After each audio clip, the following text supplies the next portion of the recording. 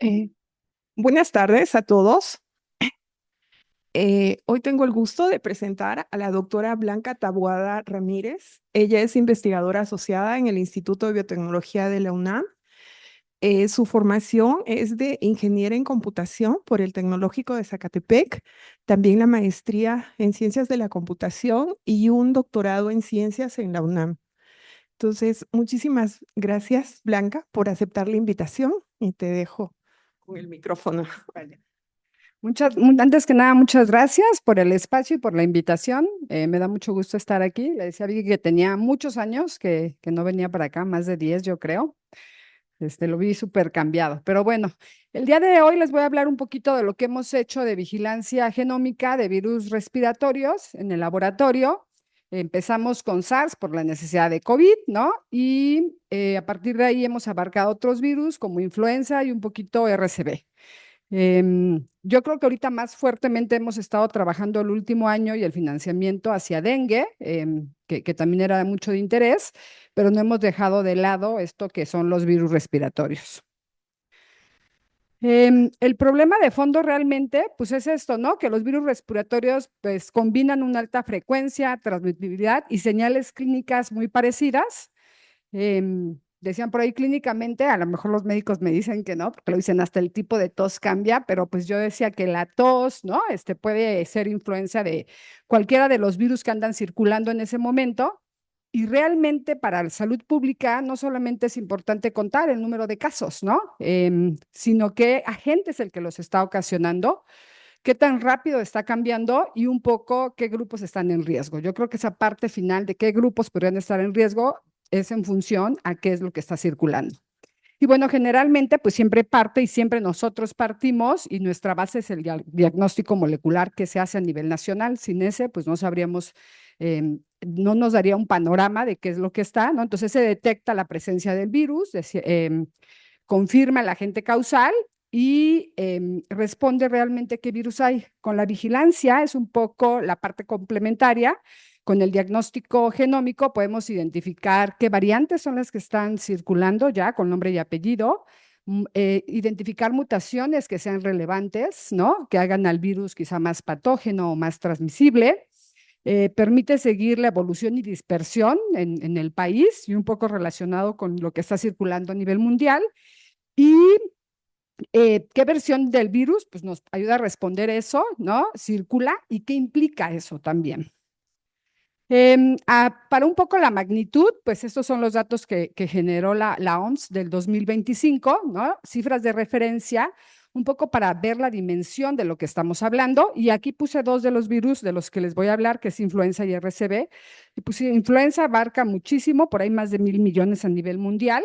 De 3 a 5 son casos graves, aún así incluso con vacuna, ¿no? Y existe alrededor entre 300,000 a 650,000, se estima, de muertes respiratorias de influenza por año. Eso es a nivel mundial.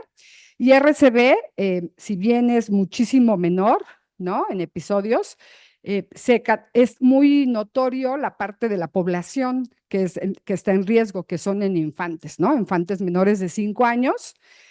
Por ahí ocasiona 3.6 millones anuales de hospitalizaciones y muertes infantiles, si se dan cuenta, a pesar de que partimos de un universo muy pequeño en cuanto a infecciones, pues las defunciones son muy grandes, ¿no? A diferencia de influenza. Y tiene que ver, como les decía, a la población que ataca más que nada también este tipo de virus. En México, el orden de magnitud, ya hablando específicamente de México, fue hasta la semana 39 también del 2025. Por ahí teníamos 12 millones de infecciones respiratorias, ¿no?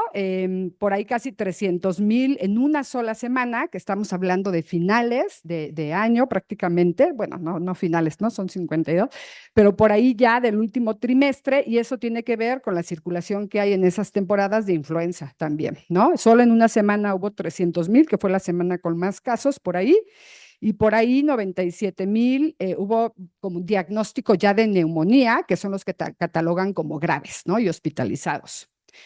La vigilancia genómica, realmente no buscamos secuenciar todos los casos. Sería imposible, no nos alcanza el dinero ni la vida para poderlo hacer, ¿no?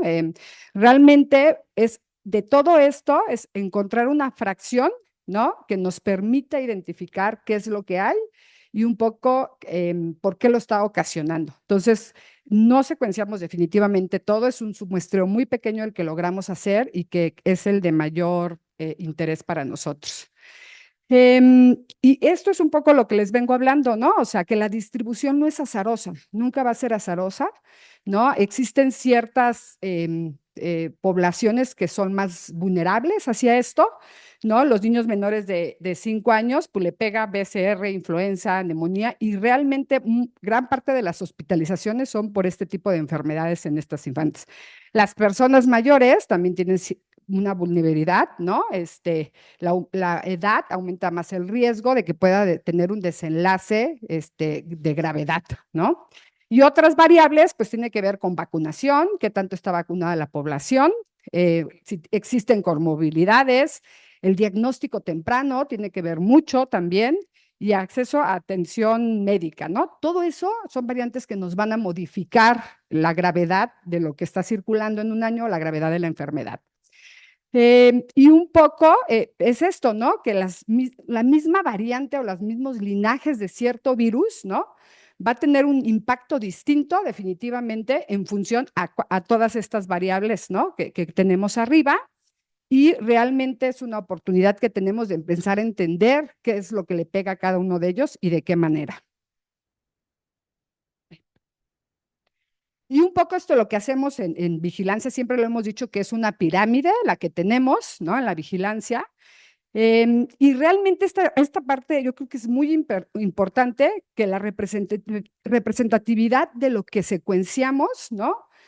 No aparece sola, o sea, no es que digamos, pues vamos a secuenciar incluso a lo mejor mensualmente cierta cantidad, sino que tiene que ver con criterios de muestreo que hemos estado aprendiendo a lo largo del tiempo y que les digo que empezamos fuertemente con COVID, ¿no? Cuándo tenemos que secuenciar más, cuándo no, y que va mucho de la mano con la epidemiología, ¿no? Entonces, existe, pues, las infecciones en la comunidad es inmenso lo que se estima que hay. Realmente de los datos que di, es un subconjunto, porque son las personas que van a consulta, que es un subconjunto pequeño los que llegan a ir ahí, ¿no? Casos realmente notificados, pues depende del sistema, y depende del sistema, me refiero también incluso si es vías respiratorias, tienen un criterio de cómo reportar los casos, ¿no? Qué porcentaje se va hasta diagnóstico molecular para saber que está identificado. Tienen otra norma, por ejemplo, si son enfermedades febriles, los institutos de salud pública tiene otra manera de muestrear, por ejemplo, y de tipificar casos febriles a como lo tiene de vías respiratorias. De ahí realmente se va a toma de muestras, ¿no? Una selección clínica que realizan, les digo, eso lo hacen no nosotros, realmente lo viene haciendo quien a nuestro caso específico, quien nos comparte todas las muestras es el IMSS, ¿no? Entonces, tienen su norma de qué es lo que van a hacer para seleccionar muestras que puedan ir a un diagnóstico molecular. Nosotros partimos de ahí y específicamente porque parte de extracción y que tengan un diagnóstico por PCR y que tengan una extracción de RNA. Entonces, realmente dependemos de eso y sí hemos mantenido una interacción muy cercana con ellos de decirles, necesitamos que muestren más o que al menos llegue a ese diagnóstico de PCR más muestras o de ciertos lugares o de ciertas edades incluso. Y ya de esas muestras positivas que ellos nos dan, nosotros ya decidimos, les digo, esta es información que va y viene entre nosotros, los que estamos haciendo vigilancia y el sector salud, y luego hasta acá una minúscula son la genómica, ¿no? O sea, y que aparte de ahí son los genomas que nos sirven, porque todo lo que secuenciamos no todo sale, ¿no? No todas las muestras nos salen, no de todas tenemos el genoma completo. Y a partir de ahí ya es que podemos empezar a hacer nuestro trabajo realmente. Y realmente, ¿por qué la genómica puede llegar a cambiar la respuesta, no? Y esto va mucho de esto, cuando existen siempre, y vamos muy de la mano de esto, les decía de la epidemiología del aumento de casos a veces atípicos en lugares, a veces en meses que no se esperaría, como nos pasó a veces en influenza, que siempre había sido invernal y de repente por ahí en 2 estados hubo casos enormes en julio, ¿no? Donde, porque hay en julio y unos había más casos de influenza que de COVID, por ejemplo. Son esos puntos de atención. Entonces, la parte epidemiológica es la que nos va dando la pauta a nosotros de cuándo pedir muestras y de dónde pedirlas, ¿no? Entonces, esto precisamente hacemos ajustes de muestreo, ¿no? Revisamos evidencia internacional de anda circulando algo que sea también de atención, como para nosotros también estar alertas. Un poco esto de hacemos preguntas ya desde el punto de vista genómico, un poco esto, ¿no? ¿Qué es lo que está pasando? Hay focos de que exista a lo mejor periodos de vacaciones donde tenemos mucha importación de visitantes, ¿no? Revisamos lo que son casos de movilidad. Por ejemplo, ahora en dengue hemos aprendido al clima, ¿no? No estábamos acostumbrados un poco a eso, donde hay mucha humedad, donde hay más lluvia, qué estados, o sea, son variables diferentes en función al tipo de virus que estemos analizando. Y la acción pública, que realmente no la hacemos nosotros nos encargamos desde el punto de vista genómico solamente de dar reportes. Los reportes que vamos generando de la secuenciación, vamos dándoselos al INDRE, donde podemos decirles qué variantes o por qué hay estas situaciones, por qué tienes casos atípicos en tal estado y es porque ya te llegó una variante de interés. Eso pasó en COVID, eso también les voy a hablar un poquito de influenza. ¿Por qué influenza de repente hubo muchos casos ese año y muchas hospitalizaciones? ¿No? Podemos contestar ese tipo de respuestas un poco asumiendo que puedan tomar alguna acción de salud pública, ¿no? Y bueno, ¿y qué mira la vigilancia genómica? Esta es la primera parte, ¿no? Ya el otro fue un poco la parte introductoria. Y realmente los genomas, yo siempre digo que son como una bitácora, es como una huella digital, ¿no? De los virus y de cómo están cambiando y cómo están evolucionando. Y cómo realmente de detectar estos virus o generar estos genomas podemos generar evidencia que tome las decisiones, que aporte a la toma de decisiones en salud pública. Realmente, yo creo que ese punto, híjoles, no hemos llegado siempre, es la realidad, ¿no? O sea, ese punto de que sí tenga importancia el trabajo, muchas veces no hemos logrado llegar a ese punto, algunas otras sí, como les contaré en algunos casos. Entonces, realmente este es el eslabón que siempre seguimos y por ahí hay un montón de flechas que no se alcanzan a ver las chiquitas porque en teoría debería de ser así, ¿no? Les digo que siempre nos basamos en la epidemiología y el diagnóstico molecular, ¿no? Para poder decidir dónde. Nos mandan las muestras, nosotros trabajamos directamente con el IMSS, hemos hecho una mancuerna excelente con ellos para las muestras que requerimos y de lo que queramos, ¿no? Un poco. Pasamos a la secuenciación, hacemos toda la parte de bioinformática, es decir, ensamblar los genomas, caracterizarlos, ver mutaciones y hacer una relación. Ya ven la interpretación que se basa en todo lo que generas aquí, más toda esta parte de epidemiología. Sin eso, también nuestros genomas no tendrían sentido. O sea, sin la parte epidemiológica que se hace a sector salud, no podríamos nosotros hacer nada, ¿no? En la parte de interpretación. Y de aquí un poco no es la acción, es generar reportes que permitan a ellos tomar decisiones de mejor manera.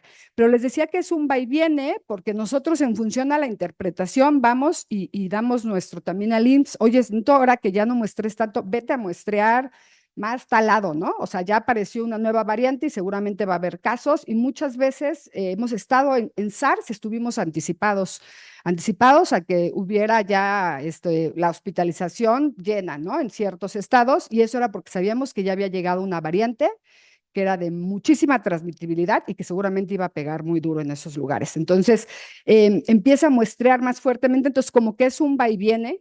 Con la parte de secuenciación, pues pensarán, pues manda a secuenciar y ya qué haces. No, porque muchas veces ya nuestros genomas no salen completos, empiezan a perder en ciertos lugares y es cuando vemos que tenemos que, les diseño nuevos primers porque ya perdimos cierta región y es porque el virus cambió. ¿No? Entonces, siempre estamos en un constante, esta es como una relación muy estrecha que mantenemos con la unidad de secuenciación o las unidades de decirles, está cambiando el virus que estamos siguiendo, ya no están funcionando los primers y eso siempre va muy de la mano para generar nuevo rápidamente para la siguiente secuenciación, ¿no? Del IMSS, les digo, es esto, y esto realmente nosotros, de la parte epidemiológica, nosotros tomamos la información que está generando salud pública para poder realmente hacer una interpretación de nuestros datos. Esto no voy a entrar en detalle, pero realmente eso es un poco lo que hacemos, ¿no?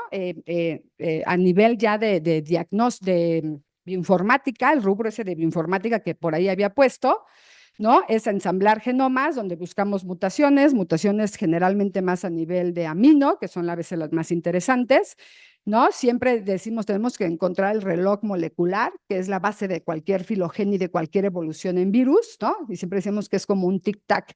Si encuentras el tic-tac correcto del virus, vas a poder ver realmente su evolución prácticamente en tiempo real, si tienes suficiente información.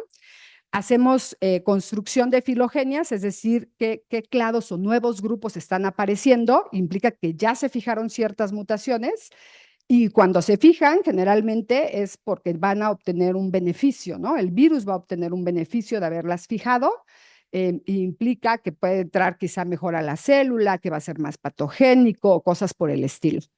Y esta parte, que es la parte que integramos con la cuestión epidemiológica, ¿no? Que ahora se le llama filogeografía, que implica, tengo datos de dónde vienen las muestras, en qué estados, quizá incluso edad, diagnóstico clínico, ¿no? Si es grave, si es ambulatorio, todas esas variables, ahora con modelos, todo esto es modelos como tipo bayesianos o modelos predictivos, que incluso estamos intentando ya hacerlo con IA, es lo que te permiten determinar flujos de transmisión y qué variables son las que están haciendo esas pequeñas olas o esa transmisión en cierto momento de algún virus.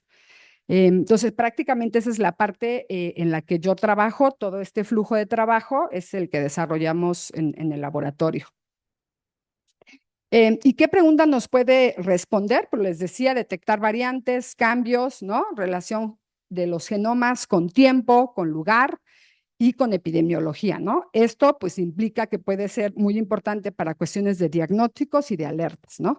Y diagnóstico es lo que les decía, cuando a nosotros ya nos empieza a fallar la parte de primers o todo eso, si nos pasó con SARS, que hubo veces en que se tuvieron que cambiar o modificar, hacer ciertas modificaciones con los kits de diagnósticos de las variantes, ¿no? Porque ya había cambiado también eso, entonces empezaba a dar negativo algunas muestras o muchas muestras y no era porque no estuvieras infectado, era porque ya no estaban funcionando los kits de diagnóstico, ¿no? Es muy importante, yo siempre marco esto, pues que no reemplaza la vigilancia epidemiológica ni molecular clásica, ¿no? Porque nosotros también ocupamos esa para poder decidir dónde secuenciar y darnos un poco las alertas. Realmente es un complemento. Yo diría que no puede estar ya en la actualidad la una sin la otra, ¿no? A pesar de que en México se hace muy poco de vigilancia genómica. Y bueno, les voy a hablar así un poquito de lo que hemos hecho con SARS o lo que hemos estado haciendo con SARS-CoV-2. Y bueno, han sido 6 años desde que lo empezamos a seguir, realmente fue en febrero del 2020, estuvimos desde un inicio secuenciando y apoyando desde la primera muestra, el primer caso en México, estuvimos apoyando con en el INER, en el INDRE, perdón, a poderlo generar hasta la fecha, ¿no? Se han secuenciado en México, yo creo que nunca, perdón, nunca se habían secuenciado tantos de ningún patógeno, ¿no? Sea virus, bacteria, lo que sea, hay por ahí más de 100,000 genomas de SARS-CoV-2, ¿no? En el consorcio, que el IBT es parte de este consorcio, hemos generado prácticamente el 40% de todos los genomas que hay en México. Y esta parte es muy importante porque si bien son 6 años y de manera global, pues tenemos el 40%, si ustedes ven los datos del 2025, y lo que va un poquito del 2026, ya tenemos ahorita el 80%. O sea, han dejado de hacer vigilancia algunas otras instituciones de manera fuerte, ¿no? Como era el INER, era el que seguía, y MEGEN, ¿no? Era la segunda. Entonces, entre INER, y MEGEN y el COVIGEN, abarcábamos cerca del 90%. Entonces, en los últimos años, ya no, el último año, año y medio, ya no han hecho la vigilancia tan exhaustiva y nosotros vamos para allá. Yo creo que tiene que ver mucho con recursos también, que cada vez es más difícil conseguirlos, ¿no? Para hacer esto de manera exhaustiva. Pues hemos identificado por ahí más de 1,118 variantes en todo el país, pero bien interesante, han sido alrededor de 40, 45 las que realmente han tenido una dispersión nacional, ¿no? O sea, que sí han circulado en la población, las otras simplemente hemos detectado por ahí 1 o 2 casos y después ya no. Entonces, es muy poquito el porcentaje de variantes que han circulado en México que podamos asegurar que hay una dispersión a nivel del país. Y pues ahí pongo 10 olas que hemos logrado seguir, ahorita van a ver, pero realmente no han sido 10, ¿no? Porque realmente olas clasificadas realmente y aprobadas por el sector salud, pues han sido 5, las otras ya son como remanentes. Esto ha dado un sinfín de publicaciones, por ahí 15 publicaciones de SARS y genómica 12, ¿no? 12 por ahí, donde cada una de ellas generalmente abarcaba uno de estos picos específicos para entender lo que estaba pasando. Y esta es por ahí presentaba una vez, pues ya con eso dices, ¿no? Esto es lo que hemos logrado, esto ya es considerando no solo lo que hemos nosotros secuenciado, sino los 100,000 genomas que hay disponibles, ¿no? Y esto es lo que representa desde que inició esto es hasta el 2025 finales, ¿no? Del año, que es donde se puede todavía hacer este tipo de gráficas. Posteriormente ya es muy poco lo que se secuencia por mes y ya no nos abarca para dar más, ¿no? Y bueno, si se dan cuenta, esa es muy bonita. A mí me encanta esa tabla porque este es logaritmo, porque si no aquí estos no te dejan ver lo que hay aquí, ¿no? Aquí tenemos número de casos, es logaritmo, ¿no? Donde andábamos por ahí ya, muchos casos y esto fue bajando. Aquí ya es prácticamente se reportan muy poquitos casos, pero es interesante porque precisamente cada una de estos picos, cuando uno va viendo, y aquí le fue poniendo el nombre, se asocia a un tipo de variantes, ¿no? Que está circulando. Y esta es la evolución clásica que tienen los virus, ¿no? Empezamos con el origen, ¿no? Esta es la clásica. Esta fue una que ahorita voy a hablar de ella, que se cataloga como mexicana porque no circuló en ninguna otra. Y cada uno de estos picos, ¿no? Se asocia a una variante diferente que han ido evolucionando o un conjunto de variantes, ¿no? Entonces, ha seguido evolucionando, sí, hay ahorita actualmente muy poquitos casos. Nosotros no hemos logrado secuenciar, siempre, ahorita estábamos secuenciando ya poco a nivel anual, pero por ejemplo, ahorita en 2026 secuenciamos hasta febrero, de marzo, abril, mayo, junio, no hemos logrado recolectar 500 muestras, 500 o 600. Nosotros damos 500 a 600 muestras con PCR, un poco para llenar una rendija y que no desperdiciemos, ¿no? Y no tenemos esa cantidad de muestras a nivel nacional, porque el IMSS nos da de toda la República, ese es un dato muy importante. Entonces implica que el número de casos bajó muchísimo, específicamente este semestre. También tiene que ver con la nueva modalidad de hacer el diagnóstico, ¿no? De qué es lo que diagnostican y cuántas muestras mandan también a PCR, ¿no? Entonces sí cambia la manera también en que se está muestreando el IMSS y eso hace que tengamos muy pocas muestras que podamos llegar a secuenciar. Esto, un poco interesante de esto de SARS, mostró también que México, pues no solamente importó variantes, antes como no secuenciábamos, siempre teníamos importaciones, ¿no? Por ahí 1 o 2 genomas, entonces siempre eran como importaciones, o eso te decían los modelos evolutivos, ¿no? México están entrando, pero con COVID sí pudimos determinar que hubo variantes que circularon solamente en México, ¿no? Que no circularon en ninguna otra parte del mundo, fueron muy específicas de nuestra población. Y así fue para otras, ¿no? Delta tuvo sus mutaciones específicas que tuvo una variante, ¿no? La H20 fue específica de México y así a lo largo del tiempo. Sí pudimos corroborar que a pesar de que teníamos introducciones, sí adquirimos mutaciones específicas que solamente se daban en nuestra población. Esta, que es la más interesante quizá, más interesante clínicamente porque fue antes de vacuna, ¿no? La 519 fue la que más casos ha generado en México, ningún otro la se le igualó, pero es donde más defunciones también tuvimos, ¿no? Hubo muchísimas difusiones, fue por ahí en enero, febrero del 2021, un año después, y fue cuando habían abierto también, que ya dejamos de estar encerrados y que abrieron un poco. Sin vacunación, pues nos fue muy mal. Pero esta variante a nivel nacional, nosotros la identificamos prácticamente entre el 70-80% de los casos, ¿no? Y fue bien interesante, les decía, porque no estuvo en ningún otro lado bueno, por ahí me mandaron a evaluar un artículo de Alaska, ¿no? Que en Alaska, también una ciudad muy grande, solo circuló eso. que tenía mutaciones diferentes y todo, pero era el único reporte que he visto que esta variante hubiera circulado a esa magnitud, ¿no? Entonces, y así como este es un ejemplo que pongo porque sacó hasta su propio artículo y estuvo en todas las noticias, pues cada una de estas olas realmente hemos tenido nuestras propias variantes, ¿no? Y un poco, qué es lo que aprendimos de esas variantes y cómo se daba, era bien interesante, ¿no? Porque sí, habíamos apostado y siempre se creía que Ciudad de México era el hub nacional porque tenía una alta movilidad, ¿no? Y la densidad poblacional que tiene. Y generalmente, por ejemplo, IMEGEN siempre secuencia de Ciudad de México solamente. Nunca se había hecho un muestreo nacional de ninguno de los virus. Entonces, como que teníamos esa noción antes de COVID, pues que México era un hub, eso se corroboró, sí lo sigue siendo, pero fue muy interesante y pues que era de esperar, pero que sí lo pudimos comprobar, que hubo otras cosas, ¿no? En la frontera norte, toda nuestra frontera, ¿no? Pues es un cambio constante con lo de Estados Unidos, ¿no? Y un caso particular que hay marco que tiene que ver con las zonas turísticas es Los Cabos, ¿no?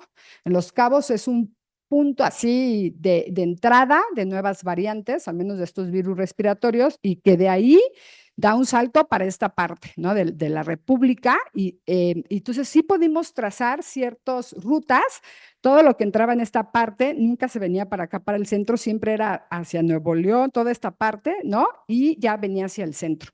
Teníamos un punto de entrada que siempre teníamos que estar pescando, también era la zona turística de Cancún.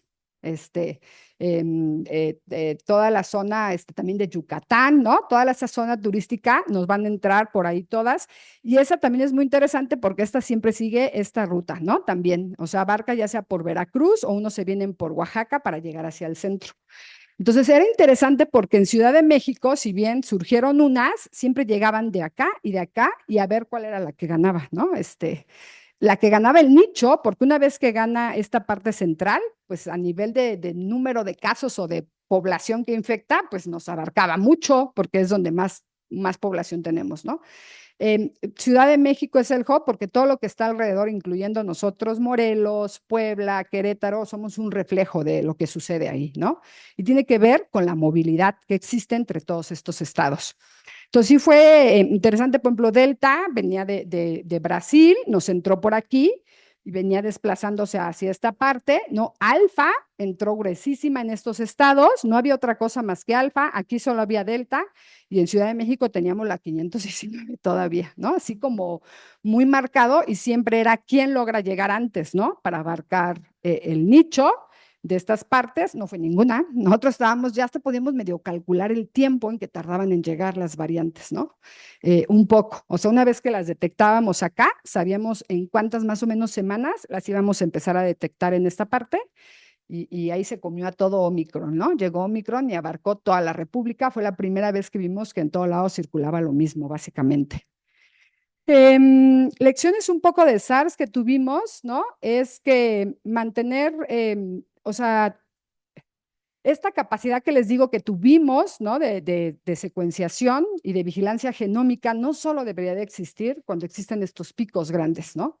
Debería ser algo constante que deberíamos tener para saber, siempre el tener una base de referencia, entonces sí podemos saber cómo está cambiando y encontrar cosas nuevas, ¿no? Muestrar regiones con movilidad de riesgo, no solo donde hay capacidad, o sea, no todo es Ciudad de México.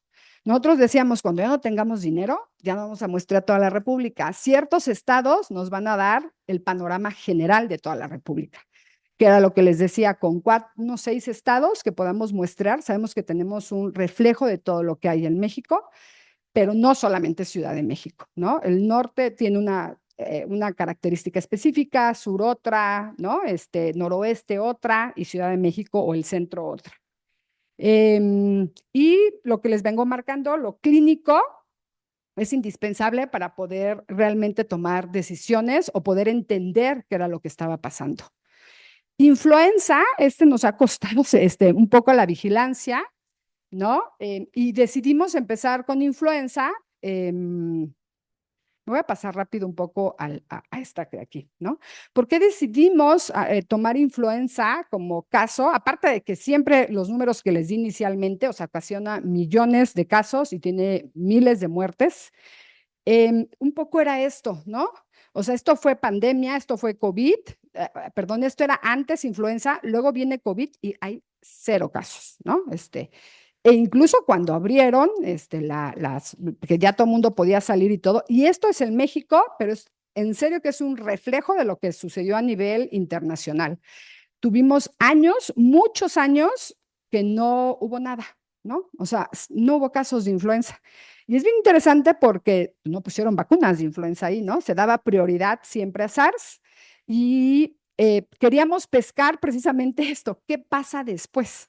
O sea, sabes que cuando un virus deja de circular, la inmunidad te va a bajar y lo metes a una presión que ya no es una presión normal, ¿no? Le llaman presiones como positivas o selectivas que van a hacer que el virus cambie de cierta manera, ¿no? Y queríamos saber qué era lo que estaba pasando. Y este es un reflejo de lo que circulaba antes, si se ven los colores, no es el tipo de influenza donde estaba H1N1 y por ahí teníamos Victoria y por ahí Yamanaka, que era una chiquitita de influenza B, y posteriormente pues desapareció, o sea, los siguientes años, adiós H1N1, ¿no? Y surgió una nueva variante H3N2, ¿no? Que es este cambio de color, si lo logran ver, ¿no? Y pues ya después, ahorita en los últimos, ha estado también circulando un montón Victoria, Yamanaka no la detectamos y puedo decirles que ahorita ya no circula, no la han detectado a nivel mundial, incluso ya no aparece en la vacuna, ¿no? Para cubrirnos de esa.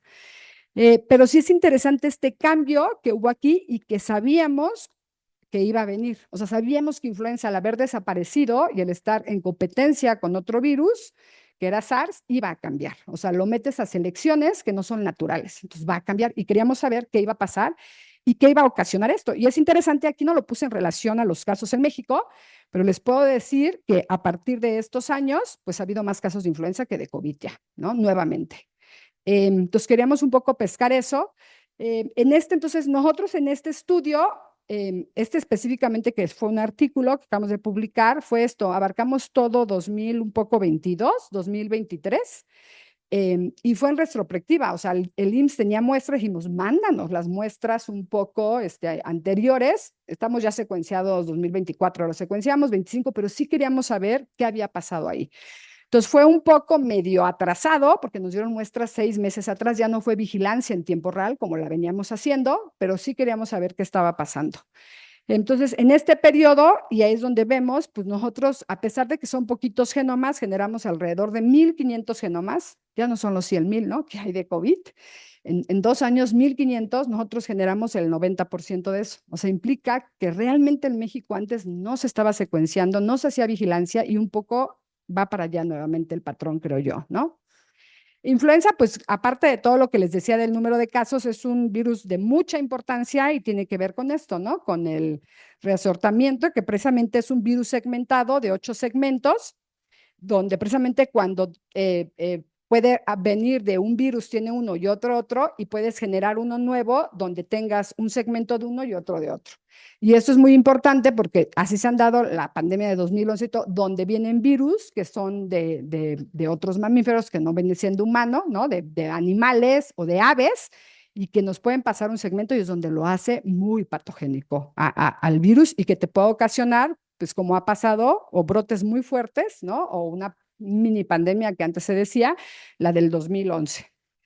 Entonces nosotros esta vez secuenciamos eso, es interesante porque cuando vemos de dónde se muestrea o dónde había las muestras que requeríamos, o sea, tiene que tener cierto CT, o sea, si no tiene cierto CT, no vamos a generar el genoma, o sea, tienes que tener una carga viral alta para que podamos nosotros secuenciar y obtener el genoma.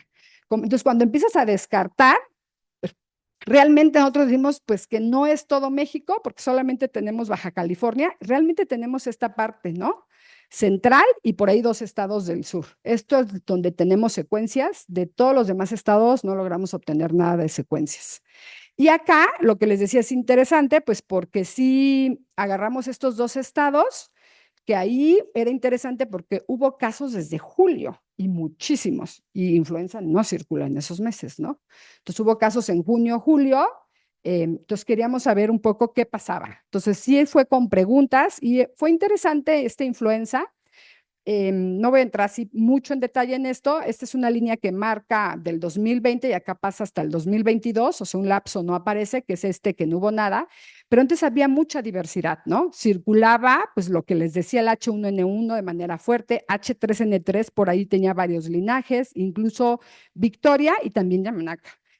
Posteriormente, ¿no? La diversidad se simplificó, o sea, fueron muy pocos linajes los que circularon de manera importante y hubo un cambio hacia H3N2, ¿no? Em, y realmente este caso fue muy bonito porque cuando hicimos la predicción, este no es real, ¿eh? No es el AlphaFold de donde caen las predicciones, simplemente es una ejemplificación, pero fue muy padre porque donde vimos que en todos los genomas de H3N2, prácticamente el 90% de nuestros genomas tenían estas mutaciones en H, ¿no? Estas 4 mutaciones que caían en regiones antigénicas, ¿no? Em, y que posiblemente se le atribuían pues el reconocimiento inmune, o sea, y eso implicaba que la vacuna podría ser no tan efectiva. Nosotros no podemos corroborarlo porque no hacemos la parte experimental, ¿no? Pero tomando estas mutaciones aparecieron también en un país europeo y fue interesante porque ellos sí vieron la efectividad de la vacuna y pues no servía la vacuna precisamente de H3N2 o de influenza que habían aplicado en ese momento, ¿no? Y que nosotros asumimos que por eso hubo muchísimos también hospitalizados, ¿no? En esa temporada, la hospitalización creció muchísimo. Entonces, lo que les decía que es bien padre esto, pero aquí no fue tan bonito como con COVID, que podemos dar alertas, ¿no? O sea, alertas, esto hubiera sido fenomenal que hubiéramos secuenciado a la par, esto fue 6 meses después, y sí poder decir, la vacunación no te está cubriendo a las personas, ¿no? O sea, todos los que nos vacunamos con influenza un poco ahí, era probable que no nos iba a servir tanto la vacuna que habían puesto en esa vez, ¿no? Lo cual no fue así porque lo hicimos 6 meses después. Pero esas son el tipo de cosas de las que siempre mandamos en los reportes, ¿no? Ya aparecieron mutaciones que van a hacer que quizá las vacunas no sean tan efectivas, por ejemplo. Y no tenía, nomás les voy a hablar bien rápido de BCR, que es otro de los virus que les dije al principio para niños. Recientemente iniciamos su vigilancia. Ay, nos ha costado porque no logramos tener el genoma completo, pruebas y pruebas, ya por fin lo tenemos. Este fue un piloto y eso sí queríamos porque ahí fue el IMSS tuvimos una reunión con ellos y nos dijeron, acaban de aprobar 2 vacunas contra RCV, ¿no? Y siempre vacunas pues sí ayudan a proteger, pero siempre hay un lapso donde sabes que el virus está sometido nuevamente a una selección, o sea, el virus va a tratar de evadir la vacunación. Entonces va a cambiar y va a cambiar muy rápidamente para poder seguir infectando. Entonces, cuando hay nuevas vacunas, es importante monitorear para saber qué cambió y saber si la vacuna que sigues poniendo te va a servir o no. Entonces, ellos ahí nos pidieron, fue un arreglo como ahora hagan, ¿no? Lo de RCB para ver cómo le va a pegar la vacuna en estos años que vienen. La acaban de empezar a poner, la vacuna de RCB. Y bueno, aquí empezamos con un mini piloto nada más de niños hospitalizados graves, prácticamente sí fue todo, y para ver si lográbamos tener primero el genoma completo. Era un poco y tener la referencia de qué había, ¿no? Y pues bueno, aquí no pudimos hacer mucho, solamente fueron de 3 estados estos genomas, y son 203, o sea, prácticamente nada.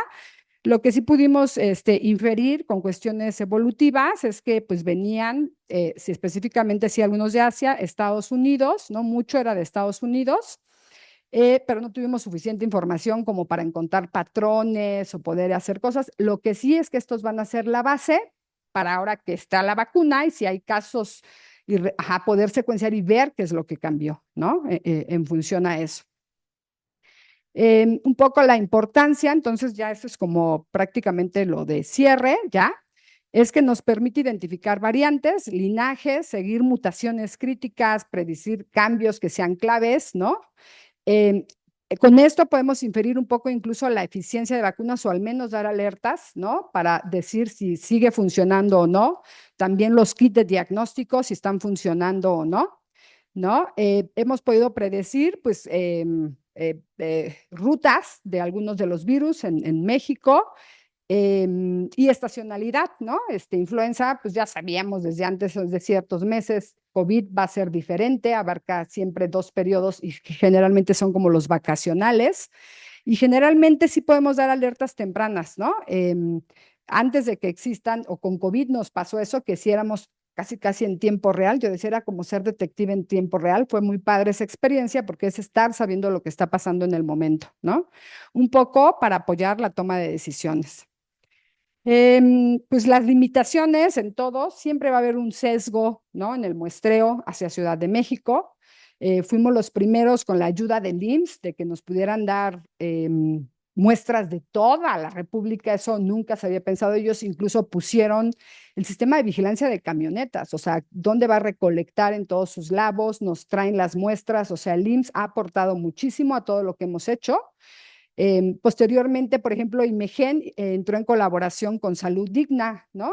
Que ellos le empezaron a dar muestra, porque ellos los primeros años solo fue Ciudad de México, y cuando veían el valor de lo que hacíamos, o sea, no te circula lo mismo en todos lados, ellos entablaron una asociación muy buena con Salud Digna, y ahora Salud Digna les daba muestras también a ellos. O sea, esas alianzas son indispensables, el hacer alianzas de diferentes áreas es indispensable para que esto tenga éxito, ¿no? Los metadatos, les he venido marcando, son esenciales, ¿no? Y esto, la sostenibilidad, o sea, la capacidad, pues no debería de estar bajando ni debería, ahorita prácticamente lo que les digo, no se está haciendo mucho de otras instituciones. Nosotros todavía tenemos por ahí proyectos como para subsistir, yo creo, 1 año, 2 años, bueno, 1 año al menos sí totalmente financiado, lo que resta de este y otro, pero ya no con la capacidad que teníamos antes de poder secuenciar todo, ¿no? Por el costo. ¿Qué se puede fortalecer, ¿no? De instituciones como esta, como instituciones de salud pública? Pues la vigilancia centinela que se marca a nivel molecular, pero también a nivel genómico. No tienes que secuenciar todo, ¿no? Sino seleccionar bien. Eso es algo que hemos aprendido. ¿Dónde seleccionar? ¿Dónde? ¿De dónde? ¿Y con qué características es indispensable, ¿no? Muestreo regional también para cubrir todo México. Ciertos estados son indispensables que te van a marcar la movilidad, el turismo, la frontera, ¿no? Que esas son cosas con alta carga clínica, o sea, te van a pegar duro todos estos factores en los virus que hay acá. Y protocolos de comunicación de riesgo, ¿no? O sea, traducir realmente este punto a variantes y linajes en mensajes útiles es muy importante que se haga, ¿no? No sirve de nada estar haciendo genomas y vigilancia y hacer interpretaciones si al final no se aplica o no se toma en cuenta todo eso, ¿no?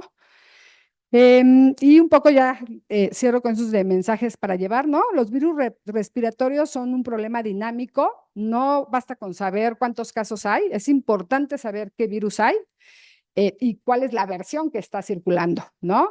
La vigilancia genómica, les digo, no sustituye la epidemiológica, la complementa con una resolución de nombre y apellido, digo yo. Cada genoma aporta información sobre el origen, la dispersión, la evolución, el riesgo y posible impacto en vacunas o en diagnóstico. Eso sí es muy importante, que hace una diferencia con la epidemiología, ¿no? SARS-CoV-2, influenza, BCR mostraron que la movilidad, la geografía, la inmunidad, densidad población y diversidad viral, todas interactúan para decirte cómo se van a dispersar los virus, ¿no? Y el verdadero impacto de todo esto realmente debería ocurrir cuando la información genómica, ahí lo junté, se convierte en evidencia realmente para apoyar las decisiones en salud pública. Pues ya de manera rápida, todos los que somos parte o actualmente somos parte del consorcio, ¿no? Toda esta parte de análisis evolutivo y todo, me asocié yo muy bien con Selene Zárate, que es investigadora de la UASM, y a lo largo de todos estos 6 años hemos tenido pues estudiantes, ¿no? Que nos ayudan a hacer toda esta parte. La parte de secuenciación, pues está Alejandro, actualmente solamente está Alejandro el IBT, que él secuencia ahorita influenza y dengue, por ejemplo, y RCV, Todo lo de SARS no lo están secuenciando sin VSTAP todavía, ellos son los que nos secuencian todo. Antes había otro laboratorio de Sinaloa que también hacía secuenciación. La coordinación del consorcio actualmente está a mi cargo mío y de Selene, estuvo mucho tiempo también con Carlos, pues toda la parte de cómputo, y este es el financiamiento que tenemos actualmente, que aunque les decía, este es el que nos ha mantenido mucho, el de CECITEC, en virus respiratorios, ese es específico de virus respiratorios, todos los demás ya son para dengue, ¿no? Que dengue desde cuando queríamos entrarle, yo antes de que pareciera COVID ya me quería meter en dengue, ¿no? Entonces, como que nos vimos forzados a seguir virus respiratorios, pero a mí me gustaban más, un poco los febriles. Y sí, sí, ¿no? Esta ya es de chiste. Ahora que está, ¿no? Lo del mundial, ¿no? En el fútbol, pues queremos anticipar jugadas y eso en salud pública también, ¿no? La diferencia es que aquí sí podemos leer el genoma del rival, ¿no? Que es la de los virus. Y con eso terminaría la plática.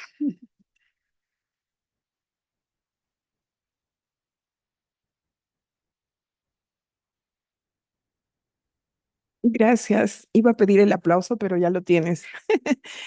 ¿Preguntas, por favor?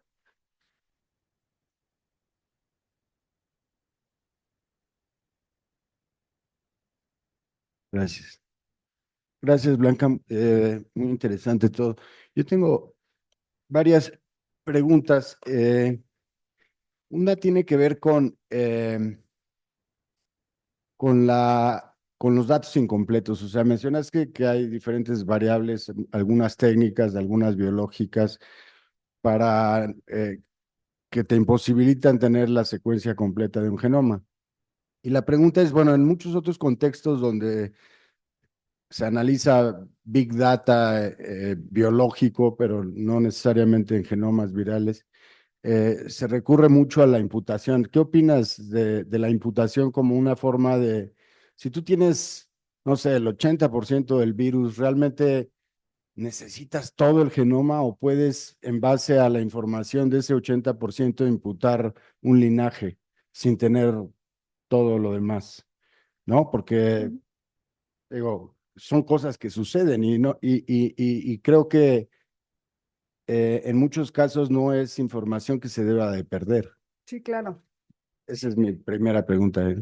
Sí, sí, y para SARS, fíjate que fue a nivel como de comité, ¿no? De SARS-CoV-2 a nivel internacional. Para subir secuencias o genomas tendrían que estar arriba del 80% completo, ¿no? Porque Vale. no se sabía cómo iba a cambiar y qué iba a evolucionar, ¿no? Mm. Entonces necesitabas tener todo el panorama como para empezar a entender. Después, pues, se sabe por simplemente la biología de los virus, tú asumes qué proteínas son las que van a cambiar más, ¿no? Que ahí se vio que era Spike, algunas interesantes, pero ahí era importante entender cómo estaba.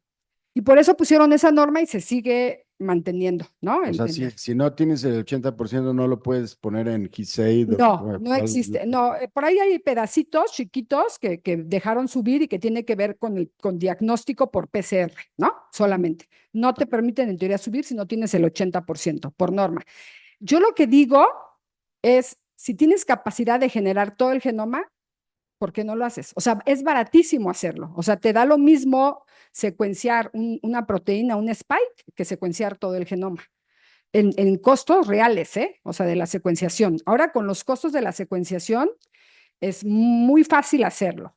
Entonces, yo siempre digo eso. En influenza fue súper interesante para nosotros porque realmente cuando tú vas a las bases de datos, todo el mundo tiene H&N.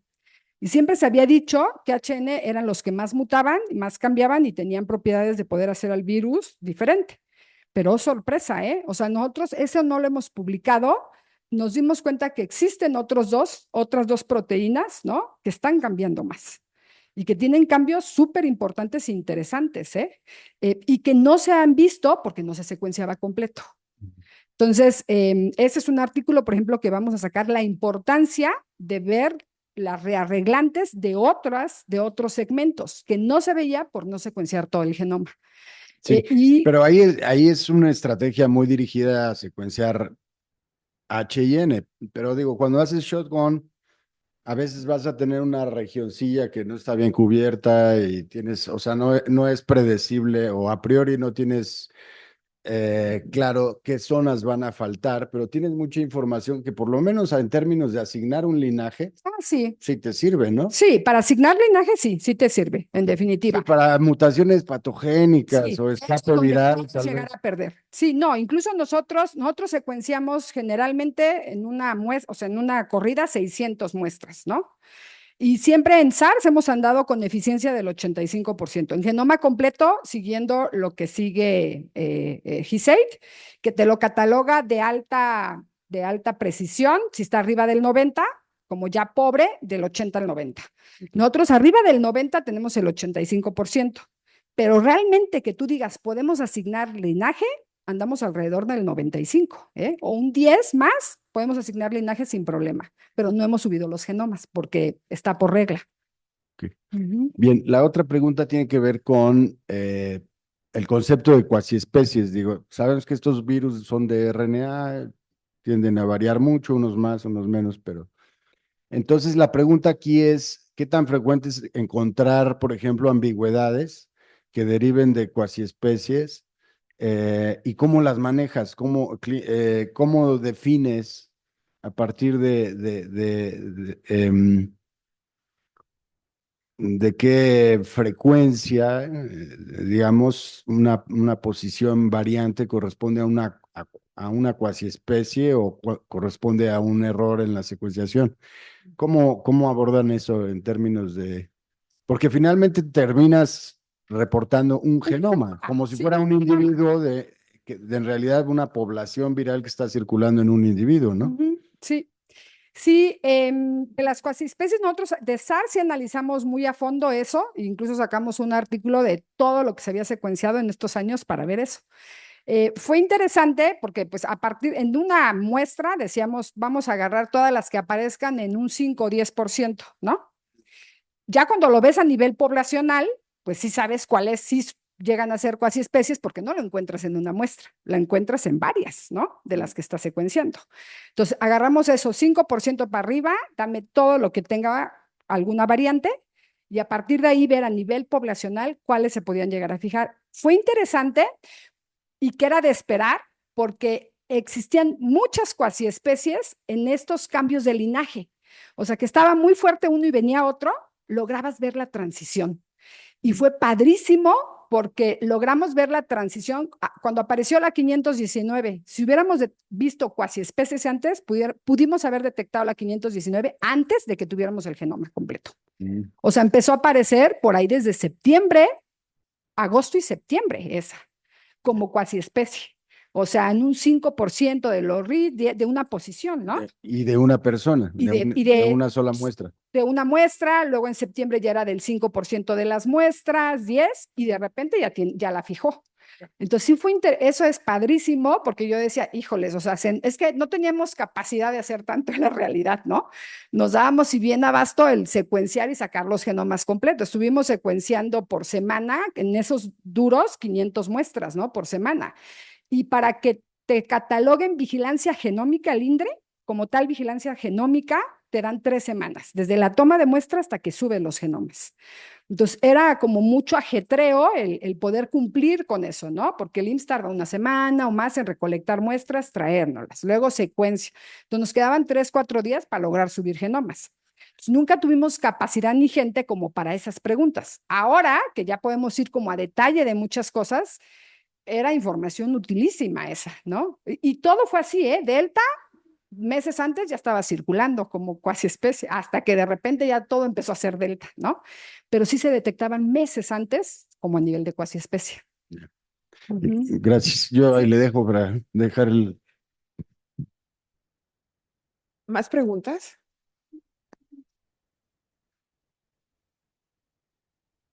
Gracias, Blanca, por tu plática tan interesante. Yo tengo dos preguntas. Una tiene que ver justamente con la capacidad de analizar gran cantidad de datos. O sea, ¿cuáles son, em, pues sí, esta capacidad informática que tú necesitas para poder hacer este tipo de vigilancia genómica? Pues realmente es por la rapidez en que tenías que generar todo, ¿no? Recuerdo que al inicio capacitamos, hicimos un grupo y me tocó capacitar a los del el INDRE, un poco en cuanto a cómputo, ¿no? O sea, hacer los scripts, los programas para que te generaran todo. Era interesante porque la primera vez que tuve reunión con ellos me dijeron, no, nosotros ya lo podemos hacer, ¿no? Siempre hemos generado genomas. Pero su cómputo era, analizo uno, pasan ahí, ellos decían 5 horas y puedo analizar otro. Y pasan 5 horas y puedo analizar otro, ¿no? Entonces yo decía, ajá, y cuando te vengan 600 muestras, ¿cuánto te vas a tardar? Cuando vas a tener 2 o 3 días para generar todos los genomas. Y eso implica limpieza manual, aparte de asignación de linaje, ¿verdad?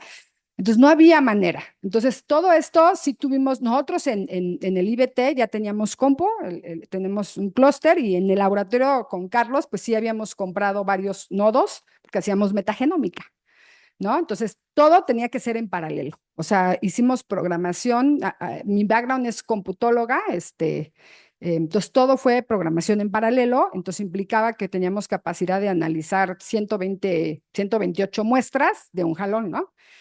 SARS, te puedo decir que puedo analizar las 600 muestras en 2 horas, por ejemplo, ¿no? Ya generar genomas y todo. Eso es lo que ahorita llegamos a ese punto fino, ¿no? Pero pues sí, metiendo mucha cuestión de cómputo ahí de alto rendimiento, precisamente. Justo.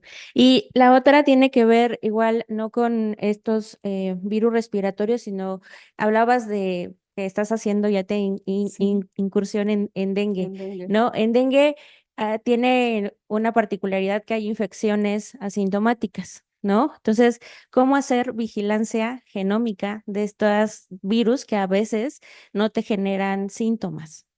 No la vamos a poder hacer. O sea, no tenemos capacidad económica como para ir a secuenciar personas asintomáticas, ¿no? Lo que es bien interesante en dengue, y aquí está Vicky, y surgió por una reunión que tuve con ella me dijo, oye, si es que yo creo que están, por ahí me dijo, en algún año diagnosticando mal dengue, ¿no? Porque muchas de las pruebas en Morelos, que con diagnóstico clínico médico es dengue, le aplican el molecular y sale negativo. ¿No? Entonces no habrá por ahí un modelo de IA, yo trabajo con estudiantes mucho la cuestión de inteligencia artificial, que diga qué sintomatología o por qué falla el diagnóstico. Entonces yo me acuerdo que tuve la reunión aquí en un café con Vicky, me subí y por ahí en un día o 2 días después dije, ay, ¿cómo estará a nivel nacional? Entonces me bajé las bases de datos de todo México y sorpresa, no era Morelos, era todo México. Entonces tú dices, no puede estar pasando todo eso a nivel de todo México, ¿no? O sea, si los médicos no pueden diagnosticar a lo mejor aquí que les falta, es a nivel global. Y encontré cosas muy interesantes, ¿no? Porque hubo un pico grandísimo a partir de que empezó a circular dengue 3, ¿no? También en esos mismos años, 2023 por ahí, el caso de muestras negativas a todo, o sea, Zika, dengue, chikungunya, subió abismalmente. O sea, andábamos por ahí del 30% antes, a nivel nacional se fue al 60%. Entonces, la pregunta más bien ahí es, ¿qué está pasando? ¿Por qué hay tantas muestras negativas cuando clínicamente tienen todo para hacer una infección por dengue o por Zika o por chikungunya? Entonces, ahí hay de dos. O ya cambió lo que les digo, dengue cambió, chikungunya cambió o Zika y que ya los diagnósticos están fallando, que no se han actualizado desde el 2000, no me acuerdo qué me dijo Esteban, o sea, del año del caldo, no se han actualizado los kits o hay algo nuevo circulando, ¿no? Entonces, ahí sí podemos ir a hacer. Por ejemplo, ahí ya tenemos muestras, me acaba de dar Alejandro los datos, secuenciamos las primeras 100 muestras negativas, graves, de esos más de 30 murieron con diagnóstico clínico febril, pero que no saben qué fue. Porque vamos a ir a ver qué es lo que estaba pasando. Y eso se ha mantenido, ¿eh? El índice de casos negativos sigue todavía. Entonces, o es algo nuevo o es uno de estos 3 virus que ya cambió. Entonces, eso sí lo vamos a poder contestar. Muchas gracias. Sí. Yo tengo una última, una pregunta, nada más rápido. ¿Del consorcio de vigilancia genómica, nada más son los virus que nos mostraste o tienen otros virus que tienen en vigilancia? No, solamente esos. Respiratorios son esos 3, ¿no? Y un poco tiene que ver también con el financiamiento. O sea, el financiamiento de todos los virus respiratorios viene de Ciudad de México. Ciudad de México es la que nos está dando de manera local, salud pública de manera local. Y realmente son los que nos han seguido apoyando y a ellos les interesan los que circulan en Ciudad de México. Eso no quita que no veamos todos otros, ¿no? Pero un poco el arreglo que hicimos con ellos es 50% de lo que vamos a hacer es de Ciudad de México y el otro 50% lo repartimos en la República. Y ahí es RCB, ¿no? En los hospitales por los niños, pues influenza y SARS que querían, ¿no? Por ejemplo, dengue, no nos dan un peso de Ciudad de México porque ahí no hay dengue, ¿no? Entonces ahí como que esos son los otros recursos que metemos proyectos, ¿no? Para eso. Gracias. Sí. ¿Más preguntas?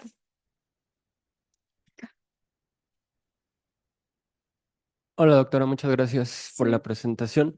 Yo quisiera preguntar si se está haciendo algo con vigilancia genómica, pero en reservorios, ¿no? Dado que para estas enfermedades es muy importante, sobre todo para la aparición de variantes de interés, ¿se está haciendo algo o solo se está secuenciando en pacientes humanos? No, hay un grupo grande, que está en Mérida, ¿no? Toda esa parte, no es de nosotros, que se estaba encargando, se iba a hacer cargo y tenían un proyecto muy padre, financiado con mucho dinero internacional, para reservorios, ¿no? No sé por qué no han logrado arrancar realmente, o sea, tiene que les dieron financiamiento 2 años y en teoría ellos iban a ir a la parte de reservorios de Chiapas, de toda esa sección, muy del sur, ¿no? Y iban a abarcar en teoría pues roedores, murciélagos y otras cosas, ¿no? Pero no han sacado nada de... Yo tiene un buen de rato, más de un año que no, 2 años que no me reúno con ellos. Me habían invitado a participar, pero la verdad es que no, entré un par de, pero no tengo capacidad como que ahora denme sus muestras y yo, entonces no, ya no supe qué pasó. Nosotros en el laboratorio tenemos colaboraciones, o sea, sí hemos sacado ahorita, analizamos muestras de mosquitos, por ejemplo, de Yucatán, ¿no? Tenemos en Mosco, y ahí hacemos metagenómica, no solamente es para saber qué es lo que tienen, ¿no? Entonces sí tenemos proyectos de ese tipo que son más pequeños, tenemos otro con murciélagos, ¿no? El de Veracruz, pero que ahí son muestras con una N, ¿no? O sea, 100 muestras como para ver qué hay, pero así masivamente, en teoría, iban a hacer vigilancia este grupo que te digo que es el de Susan, ¿no? Gerardo Susan. Y no sé qué ha pasado, o sea, la verdad no han sacado publicaciones ni nada como para saber en qué estatus están, ¿no? Gracias. Sí. Blanca, esto es un poco, bueno, ¿alguna pregunta más para preguntar? Sobre la dinámica de transmisión. Realmente, por ejemplo, en SARS-CoV-2 tienes pues una barbaridad de datos, ¿no? Entonces, a mí lo que ahorita viendo tu presentación es, estas variantes tienen un R distinto, ¿no? Entonces tú puedes hacer como, o sea, como tienes datos genómicos, y también datos de positividad y negatividad de la vigilancia epidemiológica.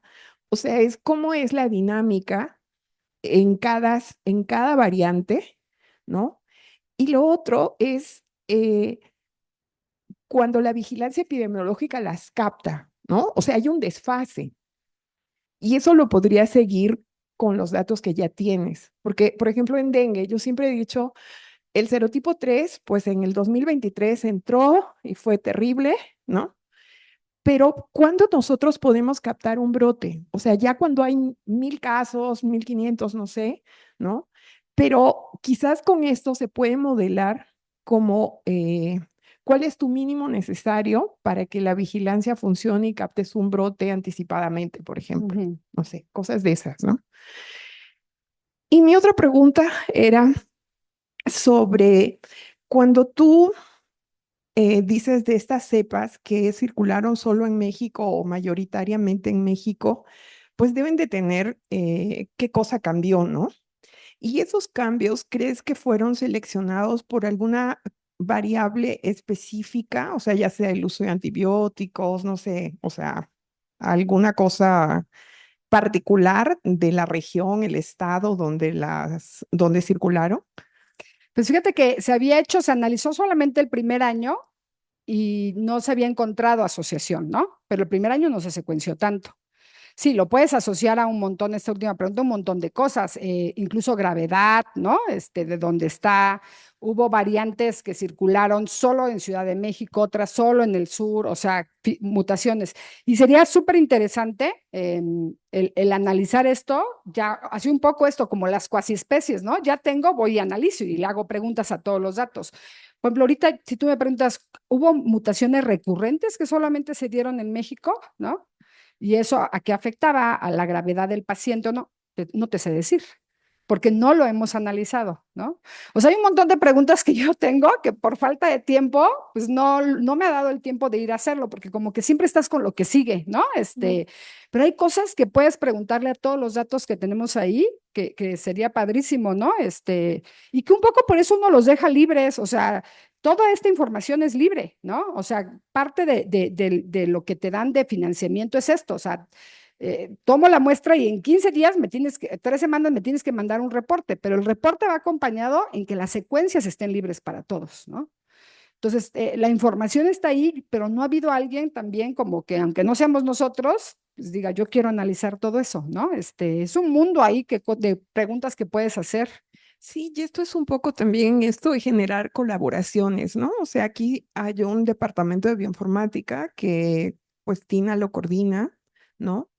Y que pues con los estudiantes que tienen una formación más epidemiológica que los estudiantes que te llegan a ti, quizás puede haber como esta, digamos, intereses en común y se puedan generar proyectos donde pues se arme un grupo, ¿no? Para analizar justo esta metadata que tienen, ¿no? Porque tienen un montón de genomas. Sí, no, sí, yo lo que digo, las redes de colaboración son indispensables, ¿no? Nosotros desde el muestreo, secuenciación, análisis, ¿no? Hemos estado analizando cosas, tratando de hacer modelos predictivos para algunas cosas con inteligencia artificial, por ejemplo, todo eso es con la UAM, ¿no? Porque tienen posgrado en ciencias de la computación. Entonces, de ahí tráete estudiantes, ¿no? Que tengan otra visión, ¿no? Además de esto de epidemiología, si hace falta, yo anduve siempre como que quién apoya en esa parte, ¿no? Nos habíamos asociado, con Maru, que pues con tanto trabajo tampoco ya pudo aportar mucho, porque quien nos falta en el sentido de sacarle más provecho es la parte de epidemiología, ¿no? Y pues que no hemos logrado llegar a eso nosotros realmente. Pues espero que lo logremos con dengue, Blanca. Sí, sí, dengue está padrísimo, los primeros resultados están increíbles y yo le tenía muchas ganas a esto de lo negativo. O sea, se me hacía súper, yo digo, algo está pasando ahí, ¿no?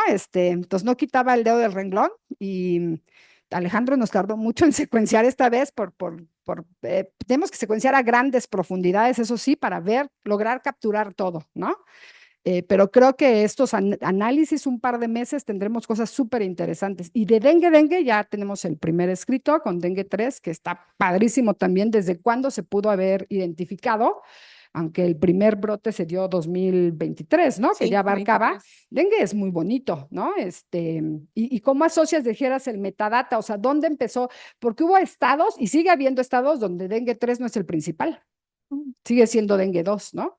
Y un poco al entender por qué, esas cosas son interesantísimas también, ¿no? ¿Qué es lo que estamos ahorita sacando? Sí, de hecho, el instituto está organizado ahora por HITS, que son grupos de investigación y docencia, y pues hay uno que es de dinámica de la transmisión, donde realmente eso es lo que interesa, ¿no? O sea, estos virus, ¿qué otras variables están influenciando en su circulación? Sí, pues muchísimas gracias a todos los asistentes y a ti. Gracias por la invitación. Gracias, gracias.